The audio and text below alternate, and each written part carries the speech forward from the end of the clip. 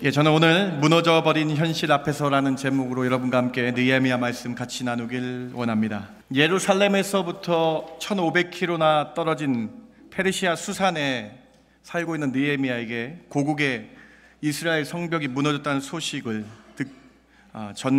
느헤미야에게 전파되게 됩니다. 불타고 동포들이 어려움을 당했다는 소식을 느헤미야가 듣게 됩니다. 느헤미야가 이 소식을 듣고 수일 동안 밤낮으로 기도하였습니다. 어떻게 하면 이스라엘을 도울 수 있을까 기도하였습니다. 하나님은 느헤미야의 기도에 응답하셨습니다. 포로 출신 느헤미야가 술관원에 이르는 기도의 놀라운 응답을 1장 마지막에 기록하고 있는 것이죠. 우리 지난주에 살펴봤던 1장 마지막 11절 본문 한번 보시기 바랍니다. 주여 구하오노니 귀를 기울이사 종의 기도와 주의 이름을 경외하기를 기뻐하는 종들의 기도를 들으시고 우리 종이 형통하여 이 사람들 앞에서 은혜를 입게 하옵소서 하였나니 그때 내가 왕의 술 맡은 관원이 되었느니라. 느헤미야가 기도하는 그때, 기도하던 그 응답으로 술 맡은 관원이 되고 형통하게 은혜를 입었다라고 기도하는 기도의 결과를 느헤미야 1장에서 말씀하고 있는 것이죠. 하나님은 이제 느헤미야를 술 맡은 관원으로 임명하게 하십니다. 그리고 왕궁에서 느헤미야가 참 선한 삶을, 참 크리스찬다운 삶을 살았습니다. 이 느헤미야가 얼마나 크리스찬 삶을 살았는지 느헤미야 2장에 자세히 기록되어 있는데요. 느헤미야 2장 2절을 같이 한번 읽어봅시다. 왕이 내게 이르시되, 시작. 왕이 내게 이르시되 내가 병이 없거늘 어찌하여 얼굴에 수심이 있느냐? 이는 필연 내 마음에 근심이 있음이로다 하였더라. 그때에 내가 크게 두려워요. 여러분, 이 말씀이 얼마나 귀한 말씀인지 아세요? 그냥 넘어갈 수 있는 이 말씀인데요. 대제국 페르시아의 그 왕이 술 맡은 신하의 얼굴 상태를 보고 물어보고 있는 거 아닙니까? 참 대단한, 느헤미야가 참 잘 살았잖아요. 느헤미야가 참 크리스찬의 삶을 살았다는 것을 증거하고 있는 본문 아닙니까? 느헤미야, 네가 병이 없는데 얼굴에 수심이 가득하다, 얼굴색을 다 알고 있었다는 거예요. 그만큼 관심이 많았다라고 기록되어 있는 본문 아닙니까? 느헤미야가 비록 포로로 끌려갔지만 그곳에서 참으로 선한 크리스찬의 삶을 살았다는 증거가 되는 것입니다. 하나님은 느헤미야와 함께 하시고 페르시아 아닥사스다 왕의 마음을 움직이셔서요, 느헤미야를 고국으로 보내게 하십니다. 근데 왕의 사랑을 받았던 이 느헤미야가요, 왕에게 고국으로 돌아가게 허락을 받는데요, 유다의 총독으로 임명되는 놀라운 은혜를 하나님께서 아닥사스다 왕의 마음을 움직이셔서 그렇게 하신 것이죠. 이제 유다의 총독으로 임명받은 느헤미야가 이제 이스라엘로 돌아가게 됩니다. 느헤미야가 긴 시간에 걸쳐 고대하던 예루살렘에 도착했어요. 그런데 말로만 듣던 그 처참한 현실을 느헤미야가 맞이하게 됩니다. 오늘 본문 2장 13절에는 이렇게 기록이 되어 있습니다. 그 밤에 골짜기 문으로 나가서 용종으로 본문에 이르는 동안에 보니 예루살렘 성벽이 다 무너졌고 성문은 불탔더라. 예루살렘 이 소식을 들었는데 현장에 와보니까요, 느헤미야가 참으로 처참하고 참혹했다라고 기록이 되어 있다는 거예요. 성벽은 다 무너지고 죄밖에 남지 않았다라고 기록되어 있어요. 심지어 성경이 이렇게 기록되어 있는데요, 그 죄가 심하고 돌밖에 없어가지고요, 짐승들이 하나도 없었다라고 기록이 될 정도로 황폐해진 현실을 느헤미야가 목격하고 있는 것입니다. 느헤미야가 무너져버린 성벽을 보고 황폐한 현실 앞에 서 있습니다. 뿐만 아니라 포로로 끌려가지 않았던 일부 이스라엘 백성들은 하루하루를 연명하고 살아가고 있을 정도로 심각한 상태였어요. 그나마 포로에서 돌아온 사람들이 갖고 온 재물과 돈으로 살아가야 되는데 이 모든 성벽을 건축하고 이루기에는 터무니없이 부족하게 느껴지고 있는 이 시점에 느헤미야가 서 있었다라는 것입니다. 이 무너져버린 현실에서 느헤미야는 어떻게 했습니까? 어떻게 느헤미야는 이 답답한 현실을 극복할 수 있었을까요? 느헤미야가 이 참혹한 현실과 황폐해진 곳 가운데 성공할 수 있었던 이유는 무엇일까요? 우리는 지난 코로나 3년을 하나님의 은혜 가운데 정말로 잘 극복하였습니다.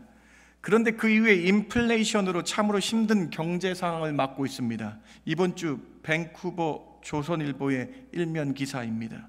첫 기사 제목이 이래요. 가계빚 줄어도 숨막히는 빚 상황이라는 제목입니다. 가계빚, 부채가 계속해서 높아져 갑니다. 신용카드 한 달에 쓴 것을 막기도 어려운 현실입니다. 렌트피는 이제 천장을 뚫을 기세가 아니라 천장을 뚫어버렸습니다. 이거 심혈이 기울인 대사인데, 천장을 뚫어서 이게 너무 감당하기 어렵습니다. 4인 가족이 외식을 하면, 예전에 저희 자녀들과 외식을 하면 100불 이내에 먹었는데요, 이제 100불로는 4인 가족이 외식을 할 수 없는 상황이 됐습니다. 밴쿠버에 살면, 캐나다 밴쿠버에 살면 멋지게 잘 살 줄 알았는데 만만치 않은 현실을 우리가 경험하게 됩니다. 직면하고 있습니다. 가정은 어떻습니까? 밴쿠버에서 행복하게만 잘 살 줄 알았습니다. 그런데 가정생활도 쉽지 않습니다. 마음이 갈라지고 힘든 현실 때문에 서로 원망이 되기도 하고 미워하기도 합니다. 자녀들은 어떻습니까? 말을 잘 듣고 같은데 그렇지 않고 힘들 때가 있습니다. 마치 느헤미야처럼 어려운 터널을 혼자 서 있는 것 같습니다. 잔혹한 현실 앞에 서 있는 우리의 모습이 아닌가요? 이런 현실, 우리는 어떻게 해야 할까요? 우리는 이렇게 답답한 현실을 어떻게 극복할 수 있을까요? 오늘 우리는 느헤미야 말씀을 통해서 그 답을 얻기를 원합니다. 느헤미야는 무너져버린 잿더미와 돌무더기 현실에서 어떻게 승리할 수 있었을까요? 어떻게 이 무너진 현실 앞에서 승리할 수 있었는지 세 가지로 여러분과 함께 살펴보길 원합니다. 첫 번째로, 느헤미야는 현실을 회피하거나 도망치지 않았습니다. 하나님께서 주신 비전을 생각하며 포기하지 않고 주의를 시작합니다. 무너진 현실을 보면 세상 사람들은 몇 가지 반응을 보입니다. 어떤 사람들은 무너진 현실을 보면 포기합니다. 또는 회피합니다. 회피하다가 귀한 목숨까지도 버렸다는 뉴스를 듣고 납니다. 또는 현실에서 회피의 또 하나 방법, 도망칩니다. 물리적인 관계를 다 모두 끊어버리고 혼자 도망쳐버리기도 합니다. 또는 정신적으로 견디지 못해 멘탈이 나가버리는 일도 보곤 합니다. 그만큼 현실이 무섭게 느껴지기 때문이죠. 느헤미야는 어땠을까요, 여러분? 느헤미야는 어땠을까요? 나름대로 자부심을 가지고 멀리서 예루살렘에 온 거 아닙니까? 형제 하나니에게 소식을 들었을 때 성벽이 무너지고 불에 타 버렸다는 이 소식을 귀로 들었죠. 그때 기도하며 호기롭게 예루살렘으로 왔을 거예요. 근데 그 형제 하나님에게 들은 것은요, 지금하고 틀려요, 여러분. 지금은 어디가 무너졌다 그러면 화면이 보이잖아요. 뉴스 화면이나 우리가 다 정확하게 볼 수 있잖아요. 근데 당시 여러분 생각해 보십시오. 사람에게 말만 들은 거예요. 성벽이 무너졌고 불탔더라, 동포가 어려움을 당하다라고 말만 들은 거예요. 그런데 느헤미야가 지금 와서 보니까요, 너무나 처참했다라고 기록되어 있어요. 짐승조차 다니지 않는 황폐한 재가 되었다라고 말하고, 그 현실을 느헤미야가 홀로 보고 서 있는 겁니다. 느헤미야의 속마음은 어땠을까요, 여러분? 야, 이거 듣던 것보다 생각보다 훨씬 심한데? 야, 이거 내가 할 수 있을까? 아닥사스다 왕이, 페르시아 왕이 나를 좋아하는데 그냥 대충 여기 있다가 다시 수산으로 돌아가야 되겠다, 페르시아로 돌아가겠다, 이런 회피하거나 포기할 수 하는 마음이 들지 않았을까요? 그런데 느헤미야의 반응이 틀려요. 그 처참한 현실을 다녀오고 나온 다음에 느헤미야의 반응을 보시기 바랍니다. 오늘 본문 2장 17절과 18절에 느헤미야의 반응을 보시기 바랍니다. 후에 느헤미야가 그들에게, 백성들에게 이르되, 우리가 당한 공경은 너희도 보고 있는 바라. 예루살렘이 황폐하고 성문이 불탔으니 자, 예루살렘 성을 건축하여 다시 수치를 당하지 말자 하고, 18절 같이 한번 읽어볼까요? 또 그들에게, 시작. 또 그들에게 하나님의 선한 손이 나를 도우시니가 왕이 내게 이른 말씀을 전하였더니 그들의 말이 일어나 건축하자 하고 모두 힘을 내어 이 선한 일을 이루려 하매. 느헤미야는 포기하지 않았습니다. 도망가지 않았습니다. 회피하지 않았습니다. 다시 수산성으로 돌아가려 하지 않았습니다. 오히려 느헤미야는 같이 하자, 할 수 있다, 하나님이 도와주실 것이라고 독려하고 있는 것이죠.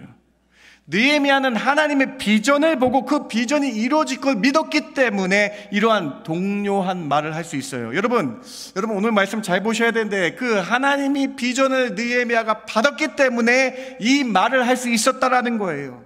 오늘 말씀이 세상 심리 치료와 다른 이유가 여기 있습니다, 여러분. 느헤미야 2장 12절, 2장에서 느헤미야에서 가장 중요한 구절이에요. 2장 12절을 보시고 한번 말씀 나누시죠. 같이 한번 읽어봅니다. 내 하나님께서, 시작. 내 하나님께서 예루살렘을 위해 무엇을 할 것인지 내 마음에 주신 것을 내가 아무에게도 말하지 아니하고 밤에 일어나 몇몇 사람들과 함께 나갈새 내가 탄 짐승 외에는 다른 짐승이 없더라. 느헤미야의 이 말씀을 잘 보세요. 빨간색 구절. 느헤미야가 기도해왔기 때문에 하나님께서 마음에 뭘 주셨대요. 우리는 이것을 두 글자로 뭐라 합니까? 비전이라고 하죠. 비전. 하나님께 비전을 느헤미야가 이미 받았어요. 12절 말씀 다시 한번 보시기 바랍니다. 내 하나님께서 예루살렘을 위해 무엇을 할 것인지 내 마음에 이미 현장을 보기 전에 주셨다라고 기록되어 있죠. 여러분 그렇죠? 기록되어 있습니다. 느헤미야가 기도해 왔어요. 하나님은 느헤미야의 마음에 비전을 주신 거예요. 하나님의 마음을 주셨다라고 기록되어 있죠. 히브리어 성경은 이 마음을 주셨다는 것이 강조되어 있습니다. 한국말로는 구분하기 어렵지만은 느헤미야는 어떻게 할까 기도했기 때문에 하나님의 마음을 받았다라는 거예요. 2장의 핵심 구절입니다. 12절을 놓지 마시기 바랍니다. 성경책 있는 분들 동그라미 한번 쳐보세요.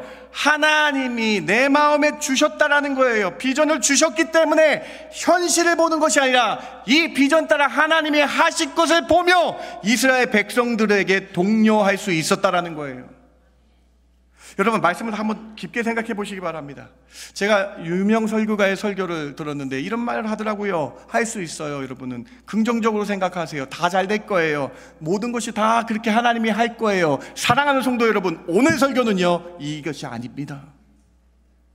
우리가 기도해야 하나님의 마음을 받을 수 있다는 거예요. 우리가 기도해서 하나님의 비전을 받고 그 비전대로 하나님이 하실 것이라는 그 말씀이 여기 적혀 있는 것입니다. 세상의 심리치료가 아닙니다. 긍정의 효과가 아닙니다. 세상의 말대로 잘 될 거야, 하나님이 잘할 거야가 아닙니다. 여러분이 기도로 매달려야 하나님이 주신 마음을 받는다는 거예요. 여러분 말씀을 정확하게 보시기 바랍니다. 2장 12절은 느헤미야에게 하나님이 마음을 주셨고 그 주신 마음으로 현실을 보아도 하나님이 마음을 주셨기 때문에 비전을 주셨기 때문에 할 수 있다라고 생각하며 이스라엘 백성들에게 함께 하자라고 한 거예요. 여러분 오늘 말씀이 좀 도전이 되셔야 돼요. 우리가 교회에 나와서 예배하는 것이 도전이 되셔야 돼요. 여러분 오늘 말씀이 도전이 되셔야 돼요. 하나님께 매달려야 여러분이 하나님의 마음을 받지 않아요? 느헤미야가 하나님의 마음을 받았기 때문에 현실 속에서 이길 수 있다는 거예요. 여러분 현실은 참혹합니다. 경제 상황은 참혹합니다. 그냥 잘 될 거가 아니에요. 기독교인은 그렇게 살지 않습니다. 하나님께 매달려야 된다는 거예요. 하나님께 비전을 받아야 된다는 거예요. 그래야 그 참혹한 현실이 보이지 않고 하나님이 그 참혹한 현실 뒤에 나를 이끄실 것이 보이게 된다는 것이죠. 오늘 이 말씀을 듣고 여러분 도전 받으시기 바랍니다. 느헤미야가 기도하지 않으면 하나님께서 마음을 주시지 않았어요. 우리도 기도해야 됩니다. 그래서 하나님께서 이 무서운 현실 가운데 이길 수 있는 마음을 주실 줄 믿습니다. 기독교는 운명을 믿지 않습니다. 기독교는 정해진 길을 가는 게 아니에요. 여러분 예를 들어 볼까요? 히스기야라는 왕이 죽을 병에 걸렸습니다. 그 결과 죽는 것이 당연한 이치인데 히스기야가 하나님께 간절히 기도함으로 하나님께서 살려주셨습니다. 그 히스기야의 기도를 하나님이 듣고 보신 거예요. 여러분이 기도하지 않는데 어떻게 하나님이 주신 마음을 이 느헤미야에게 주신 마음과 같이 그 비전을 받으실 수 있겠습니까? 제가 여러분을 위해서 기도하지만 여러분이 기도하지 않으면 하나님께서 비전의 마음을 주실까요, 여러분? 여러분이 느헤미야처럼 간절히 기도함으로 하나님께 비전을, 하나님의 마음을 받으시길 주님의 이름으로 축원합니다. 우리에게 무너지고 어려운 현실이 다가오면 잘 될 거야, 하나님이 하실 거야 막연히 생각하는 것이 아니라 하나님께서 나에게 어떤 메시지를 주시는가, 어떤 비전을 주시는가 하나님께 간절히 기도해야 된다는 거예요. 느헤미야 1장의 강조점을 볼까요? 느헤미야 오늘 무참하고 참혹한 현실 보기 전에 느헤미야가 어떤 행동을 했는지 볼까요, 여러분? 1장 4절 보세요. 하늘에 하나님 앞에 금식하며 기도했다. 1장 6절 보세요. 주야로 기도했다. 2장 4절에 어서 현실에 도착해서 하나님께 묵도하고 기도하며 나갔다. 사랑하는 성도 여러분, 우리의 참혹한 현실 속에서요 하나님께 매달리지 않으면요 하나님도 하나님의 마음 주시지 않습니다. 기독교가 여러분 그냥 와면 잘 됐다 이거 예배 아니에요. 여러분 하나님의 마음을 찾으시기 바랍니다.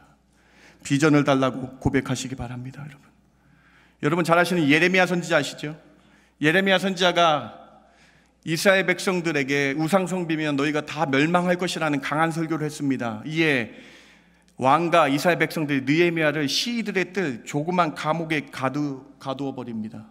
이때 하나님께서 느헤미야에게 이렇게 말씀하세요. 아무것도 할 수 없잖아요. 좁은 감옥에 예레미야가 아무것도 할 수 없잖아요. 그때 하나님이 솔루션을 주세요. 예레미야에게 주신 솔루션, 여러분 잘 아는 방법이죠. 예레미야 33장 3절을 같이 한번 읽어봅니다. 너는 시작. 너는 내게 부르짖으라. 내가 내게 응답하겠고 내가 알지 못하는 크고 은밀한 일을. 이 잘 아는 말씀을 좀 나눠보십시오. 너는 내게 뭐 하라고 말씀합니까? 너는 하나님이 여러분에게 뭐 하라고 말씀합니까? 부르짖으라, 기도하라는 거예요. 그러면 하나님이 뭐 한대요? 응답한대요. 그 다음에 크고 은밀한 일은 두 자로 바꿔보세요. 비전을 주시겠다. 사랑하는 성도 여러분, 오늘 답이 있습니다. 느헤미야가 아무것도 할 수 없는 처참한 현실 속에서 할 수 있다, 우리가 해야 된다라고 말한 이유는요, 기도하며 비전을 받았기 때문이라는 거예요. 여러분 현실 가운데 여러분 부르짖으시기 바랍니다. 하나님이 여러분 현실 가운데 어려움에 응답해 주시고 비전을 주셔서 할 수 있는 마음을 주실 줄 믿습니다. 여러분, 이것이 느헤미야의 고백이며 예레미야의 고백이며 우리의 고백이 되어야 된다는 거예요. 하나님은 고넬료의 기도를 보셔서 고넬료를 쓰셨습니다. 하나님은 요나의 어려움 가운데 물고기 속에서의 그 기도를 들으시고 요나를 살려주셨습니다. 하나님은 하박국의 기도, 아무것도 없고 외양간에 송아지 없고 아무것도 없는데 하나님이 할 수 믿는 그 기도를 보셨습니다. 기도하지 않는 사람이 어찌 하나님의 마음을 알 수 있습니까? 느헤미야는 답답한 현실을 보고 회피하거나 도망치지 않았습니다. 그 이유는 바로 기도에서 받는 하나님의 마음을 알기 때문이죠. 오늘 여러분 찔리는 말씀일 수 있어요. 괴로운 말씀이 있어요. 그런데 여러분, 우리 신앙인들의 모습을 다시 한번 회복하시기 바랍니다. 여러분이 교회 나오는 이유는요, 막연히 잘되고 하나님이 할 거가 아니에요. 하나님께 부르짖으러 나온 줄 믿으시기 바랍니다. 하나님의 마음, 하나님 뜻이 무엇인지 이 비전을 받아야 됨을 깨닫고 그 비전 받고 이 현실 속에서도 승리하시는, 느헤미야처럼 승리하시는 저와 여러분 되길 주님의 이름으로 축원합니다. 이것이 첫 번째 메시지예요. 여러분, 두 번째로 느헤미야는 하나님의 선한 손을 간증하였습니다. 과거에 느헤미야의 삶에 하나님이 이렇게 선한 손으로 인도하신 것을 간증하고, 이제 현재는 이것이 믿음이 되어서 미래에 하나님의 선한 손이 하실 것을 고백하고 있는 장면이에요. 하나님은 믿는 자의 과거, 현재, 미래에도 함께 하신 선한 손으로 인도하실 줄 믿는 믿음의 싸움을 하라고 말씀하고 있는 거예요.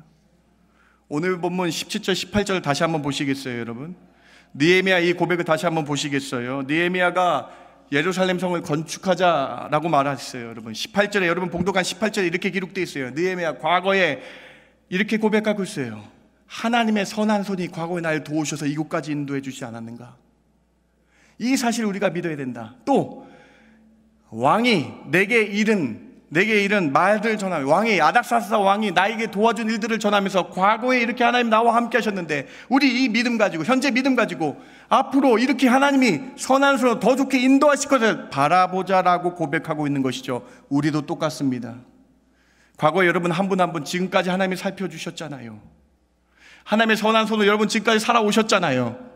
이 믿음 가지시고요, 앞으로도 인도해 주시고 믿고 믿음으로 달려나가시는 저와 여러분 되길 주님의 이름으로 축원합니다. 믿음 싸움이라는 거예요. 여러분, 믿음으로 이기셔야 된다는 것입니다. 사랑하는 성도 여러분, 하나님의 선한 손이 느헤미야를 어떻게 도우셨습니까? 느헤미야가 기도했을 때 느헤미야가 술 맡은 관원이 되었다라고 기록되는 거 우리는 지난주에 살펴봤습니다. 그리고 느헤미야가 참 궁중에서 생활을 잘했죠. 왕이 얼굴 색깔까지 물을 정도로 참 잘했죠. 그랬을 때 느헤미야가 담대히 왕에게 고백합니다. 왕이여, 날 도와주셔서 이제 내가 고국의 안 좋은 소식을 들었으니 나를 보내소서 하니 총독으로 임명되는 놀라운 은혜가 있죠. 그리고 이제 실제 1500km를 가야 되는데, 그 당시 페르시아 제국은 큰 제국이어서 가는 중간중간마다 관문이 있었어요. 그 관문을 통과하기 위해선 법적인 조소가 필요해요. 느헤미야가 왕에게 이렇게 고백합니다. 왕이여, 나를 도와주소서 가는 곳곳마다 조서를 내려주셔서 평안하게 통과하게 하소서. 이것이 2장 앞부분에 기록되어 있어요. 2장 7절과 8절이에요. 또 내가 또 왕에게 아뢰되, 왕이 만일 좋게 여기시거든 강서쪽 총독들에게 내리시는 조서를 내게 주사 그들이 나를 용납하여 유다에 들어가기까지 통과하게 하시고, 또 왕의 살림 감독 아삽에게 조서를 내리사 그가 성전에 속한 영문의 문과 성곽과 내가 들어갈 집을 위하여 들보로 쓸 제목을 내게 주게 하옵소서 하며, 내 하나님의 선한 손이, 잠깐 주목해 보세요. 내 하나님의 선한 손이 나를 도우심으로 왕이 허락했다. 이 왕이 도와준 것은 아닥사스다 왕이 한 것이 아니라 하나님의 선한 손이 아닥사스다 왕의 마음을 움직인 거라고 기록하고 있죠. 느헤미야가 1500km를 가기 위해서 조서를 요구했습니다. 이때 하나님께서 아닥사스다 왕의 마음을 변화시키셔서 허락하게 해줄 뿐만 아니라 예루살렘 처음 도착했을 때 너가 거기서 살 수 있는 집을 쓸 제목을 나무와 목재 똑같구나. 나무와 여러 장비들을 보내주셨다라고 기록하고 있는 거예요. 사랑하는 성도 여러분, 하나님의 선한 손이 이렇게 과거에 임한 것처럼 오늘 우리에게 믿음이 되어 미래에도 임하게 될 줄 우리가 바라보라는 거예요. 하나님의 선한 손은요, 여러분, 느헤미야가 이렇게 구했는데요, 느헤미야가 구한 것보다 더 큰 은혜로 하나님이 채워줍니다. 느헤미야는 조서만 구했어요. 그런데 쓸 제목을 하나님이 주셨죠. 또 9절에 하나님의 놀라운 은혜가 기록되어 있습니다. 2장 9절 같이 한번 읽어볼까요? 군대 장관과 시작. 군대 장관과 마병을 보내어 나와 함께 하시기로 내가 강서쪽에 있는 총독들에게 이르러 왕의 조서를. 느헤미야는 조서만 달라 그랬는데요, 하나님의 아닥사스다 왕을 마음을 움직이셔서요 1500km 간데, 여러분 당시 도적대가 얼마나 많았어요. 예수님께서 사마리아 비유인 들으면서 도적대에게 강도당한 자 말씀하신 것처럼 그땐 더 했어요. 수많은 도적들이 1500km를 가는데 느헤미야 혼자 가면 위험할까봐 군대 장관을 붙여주시는 은혜를 허락하셨다는 거예요. 느헤미야가 생각했던 것보다 하나님의 선한 손이요 더 좋은 것들로 주신다는 거예요. 군대 장관만 주십니까? 또 뭐를 붙여주셨어요, 여러분? 놀라지도 않으시네. 여러분, 당시 마병은요, 말을 끌고 가는 병사들은요 왕을 지키는 사람이에요. 그런데 느헤미야 한 명을, 마병을 보내서 1500km를 가게 하신 하나님의 선한 손이 있었다는 거예요. 사랑하는 성도 여러분, 하나님은 이처럼 느헤미야를 과거에 선한 손으로 인도하셨습니다. 그 간증을 느헤미야가 성도들에게 하며 우리 이 사실을 믿고 미래에도 하나님이 하실 거야, 믿음으로 달려나가자. 여러분 똑같아요. 지금까지 여러분 하나님이 잘 살게 하셨죠. 인도해 주셨죠. 이 사실 믿으시고요, 하나님의 선한 손이 내가 생각한 것보다 더 많이 주시는 그 하나님의 놀라운 은혜를 경험하시는 저와 여러분 되길 주님의 이름으로 축원합니다. 우리에게 군대 장관과 마병 이상의 더 큰 은혜를, 느헤미야에게 이렇게 생각지 못했던 은혜를 주신 것처럼 더 큰 은혜를 주실 줄 믿습니다. 과거에도 하셨고요, 지금 하시고요, 미래에도 이래 주실 줄 믿습니다. 히브리서 기자는 이걸 이렇게 간증하고 있어요. 같이 한번 읽어볼까요? 히브리서 13장 8절입니다. 예수 그리스도는, 시작. 예수 그리스도는 어제나 오늘이나 영원토록 동일하시니라. 과거, 현재, 미래에 우리를 동일토록 선한 손으로 인도하시는 하나님, 믿음으로, 이 믿음 가지고 어려운 현실 속에서 승리하시는 저 여러분 되길 주님의 이름으로 축원합니다. 세 번째로, 느헤미야는 하나님의 선한 손을 믿으며 어려운 난간을 헤쳐나갔습니다. 우리도 하나님의 선한 손을 믿어야 합니다. 느헤미야 2장 전체는요 이렇게 앞뒤로 수미상관 브로켓이 되어 있는데, 이 박스가 되어 있는데요, 다음 하나님의 선한 손이 강조되어 있어요. 2장 8절에 내 하나님의 선한 손이 나를 도우셨다. 2장 18절에 하나님의 선한 손이 나를 도우신다라고 말씀하고 있는 것이죠. 그러면 여러분 질문 드리고 싶어요. 하나님의 선한 손이 무엇입니까? 새벽 예배 나오신 분이라서 그래요. 네. 하나님의 선한 손이 무엇입니까? 실수가 없으신 손이란 뜻이에요. 여러분 엄청난 은혜 아닙니까? 하나님의 선한 뜻이 무엇이냐? 원어를 보니까요, 하나님의 손은요 우리를 위해 실수하지 않으신대요. 믿으십니까, 여러분? 여러분 인생을요 실수 없이 하나님이 하나하나 다 인도해 주시고 계시대요. 이 실수하지 않은 선한 손, 선한이라는 뜻의 이 히브리어 단어는요 토브라는 단어를 성경에서 썼습니다. 느헤미야 2장에는 토부의 손, 하나님의 선한 손을 기록하고 있어요. 근데 이 토부는요 창세기 1장에서 쓰여진 손입니다. 우주를 창조하실 때에 하나님께서는 흑암과 혼돈 가운데에 오더, 질서 있게 창조하셨습니다. 하나하나 아주 우리의 몸을 보시면 알겠지만 완벽하게 우리 몸을 만드셨죠. 이 세상을 하나님께서 완벽하게 창조하신 다음에 모든 걸 창조하실 때마다 이렇게 기록되어 있어요. 하나님이 보시기에 어땠더라? 좋았더라라는 것은, 그 좋았더라는 단어가 토부입니다. 잘 보세요, 여러분. 흑암과 혼돈 가운데에 질서를 주셔서 오차가 없게, 실수 없게 보시기에 좋았더라, 토부로 만드셨더라. 하나님의 선한 손은요, 토부의 손인데요, 실수하지 않고 늘 우리를 신실하게 인도해 주신다는 것이죠. 사랑하는 성도 여러분, 여러분 어떻게 들리십니까? 오늘 말씀이 우리 삶에 하나님은 한치의 오차 없게 우리를 인도해 주신다는 거예요. 때로 우리에게 어려움과 힘듦을 당할 때 이것이 우리를 연단시키십니다. 그래서 그 과정을 이겨 단단하게 하시기 위한 방법임을 잊지 마시기 바랍니다. 또 우리가 힘들어서 하나님 이거 못 견디겠어요 할 때 피할 길을 내어주셔서 실수 없게 우리를 인도하시는 신실하신 하나님이 여러분의 아버지임을 믿으시기 바랍니다. 느헤미야는 이 하나님의 선한 손, 오차 없고 실수 안 해 하시는 신실하신 하나님의 손을 믿으며 그 믿음 가운데 승리할 수 있었다는 것입니다. 이제 우리의 차례입니다. 하나님의 토부의 선한 손이 여러분의 경제적 어려움 가운데에 분명히 신실하게 이끌어 주실 줄 믿습니다. 하나님의 토부의 선한 손이 여러분의 가정의 한 문제마다 개입하여 주시고 형통하게 이끌어 주실 줄 믿습니다. 하나님의 토부의 선한 손이 여러분의 육체의 아픈 것과 힘든 부분에 찾아가셔서 일으켜 세워주시며 치료하시는 놀라운 선한 손이 여러분 가운데 임하길 주님의 이름으로 축원합니다. 느헤미야 2장에 그래서 선한 손의 결과가 기록되어 있어요. 2장 맨 마지막 절에 이렇게 기록되어 있죠. 하나님의 선한 손이 개입하니까 믿는 자에게 형통하게 되었더라라고 2장이 마무리하고 있죠.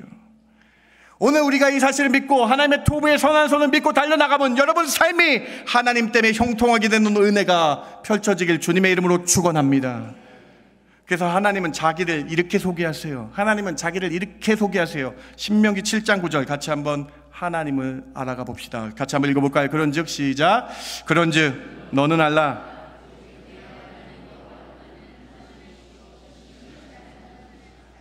그를 사랑하고 그의 계명을 지키는 자에게는 천대까지 그의 언약을 이행하시되. 하나님이 자기 소개하세요. 나는 여호와 전능자 하나님이야. 그러면서 실수하지 않으시는 신실하신 하나님이야. 페이스풀하다. 왜 하나님은 페이스풀하냐, 신실하냐? 실수가 없기 때문에, 늘 우리를 좋은 곳으로 인도하시기 때문에 신실하다는 것이죠. 사랑하는 성도 여러분, 하나님은 실수하지 않으십니다. 우리 이 사실 믿고 나갈 때 하나님께서 이렇게 우리에게 약속해 주세요. 천대까지 그 언약을 이행하실 거야. 우리가 믿고 나가면 여러분의 자자손손까지 하나님의 선한 손이 이끌어 주실 줄 믿습니다. 여기 인애를 베풀어 주신데, 인애는 헤세드란 단어예요. 자비와 사랑이란 단어죠. 여러분이 이 사실을 믿고 하나님의 선한 손을 믿고 나갈 때에 하나님의 자비하심과 사랑으로 피할 길을 주시며 가장 좋은 길로 인도해 주실 줄 믿습니다. 여러분, 말씀 준비하면서 여러분에게 이 말씀 꼭 드리고 싶었습니다. 어렵고 힘든 현실 가운데에 계신 분 계시다면, 마음이 어렵다면은, 괴로움 가운데에 계시다면은 이 말씀, 하나님의 놀라운 선한 오른손이 여러분과 함께 있기를 축원합니다. 이사야 41장 10절 같이 한번 여러분이 주시는 하나님의 이 말씀 우리 같이 한번 읽기를 원합니다. 두려워하지 말라. 시작. 두려워하지 말라. 내가 너와 함께함이라. 놀라지 말라. 나는 내 하나님이 됨이라. 내가 너를 굳세게 하리라. 참으로 너를 도와주리라. 참으로 나의 의로운 오른손으로 너를 붙들리라. 능력의 오른손, 토부, 실수하지 않으신 선한 손, 하나님이 여러분과 함께하여 주실 줄 믿습니다. 두려워하지 마시기 바랍니다. 놀라지 마시기 바랍니다. 하나님이 여러분과 함께합니다. 하나님이 전능자가 되어주셔서 실수하지 않게 여러분을 인도해 주실 줄 믿고 믿음으로 달려나가시기 바랍니다. 말씀을 마칩니다. 오늘 우리는 느헤미야가 무너져버린 처참한 현실 가운데 어떻게 이길 수 있는지 세 가지로 살펴봤죠. 느헤미야가 어떻게 극복할 수 있었나요? 기억하시기 바랍니다. 첫 번째로, 느헤미야는 무너진 현실에서 도망가거나 회피하지 않았습니다. 느헤미야는 하나님께서 주신 마음, 그 비전을 기억하며 주의 일을 시작했다라는 거예요. 여러분 하나님의 마음을 받으셔야죠. 기도하지 않고서는 하나님의 마음을, 비전을 알 수 없음을 기억하시면서 기도의 자리로 나오시기 바랍니다. 부르짖으시기 바랍니다. 그때 하나님 응답하시고 크고 은밀한 비밀한 일을, 비전을 여러분에게 주실 줄 믿습니다. 여러분, 이 비전이 없으면요 안 된다는 거예요. 심리치료 아니에요. 여러분, 이 비전을 받아 하나님의 뜻을 따라가는 것이 믿는 자의 모습이 되어야 된다는 것이죠. 두 번째는 어떤 말씀이었습니까? 과거, 현재, 미래, 영원토록 동일하신 하나님을 바라보며 우리가 하나님의 선한 손을 믿으며 믿음으로 나아가는 것이 무너진 현실 가운데 이길 수 있는 방법이라고 말씀드리지 않았습니까? 우리 삶의 과거에도 함께 하셨던 하나님이 지금도 함께 하시고 선한 손으로 미래에도 인도해 주실 거 믿고 믿음으로 달려나가시는 저와 여러분들에게 주님의 이름으로 축원합니다. 마지막으로 하나님은 선한 손을 인도해 주신데 그 하나님의 선한 손이 무엇입니까? 실수가 없으신 손입니다. 선한 토부의 손입니다. 이 사실 믿으시고요, 이것은 하나님이 실수하신 것이 아니라 나를 연단하시는 과정이구나 생각하시며 그 하나님을 신실하게 믿으며 실수 없으신 그 하나님을 신실하게 따르시는 저와 여러분들에게 주님의 이름으로 축원합니다. 이것이 오늘 우리에게 주시는 귀한 말씀입니다. 하나님 감사합니다. 오늘 우리가 좀 하나님 앞에 진실되게 내려놓기를 원합니다. 우리의 기도가 부족했기 때문에 하나님의 마음을 못 받은 거 아닙니까?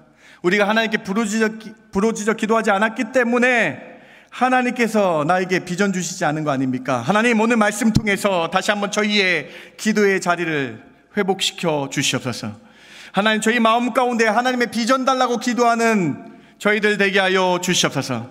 하나님의 마음을 깨달아서 이 어려운 현실 가운데 하나님의 뜻 따라가는 성도들 되게 하여 주시옵소서. 우리를 과거에도 인도해 주셨습니다. 지금도 이렇게 이끌어 주셨습니다. 앞으로도 하나님의 선한 손으로 저희를 인도하여 주시옵소서. 그 신실하신 하나님을 찬양하는 저희들 되게 하여 주시옵소서. 그렇게 저희와 함께 하여 주실 줄 믿고 감사하며 예수님의 이름으로 기도드렸습니다. 아멘.